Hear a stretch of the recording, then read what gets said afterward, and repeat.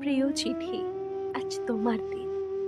কত সহস্র বছর আগে কে তোমায় প্রথম লিখেছিল আমি জানি না। আমি শুধু তোমার বন্ধুত্বের গল্প বলবো। একসময় রানারের জীবিকা ছিলে তুমি। লাল বাক্সে বন্দি হয়ে ছুটে যেতে দেশে দেশে। তোমার গায়ে থাকতো প্রিয়জনের গন্ধ, তোমায় জড়িয়ে পাওয়া যেত তার ছোঁয়া। অপেক্ষায় কেটেছে কতদিন, তবে এখন আর অপেক্ষা নেই। ঠিকানা থাকলেও কথারা করা নারে না।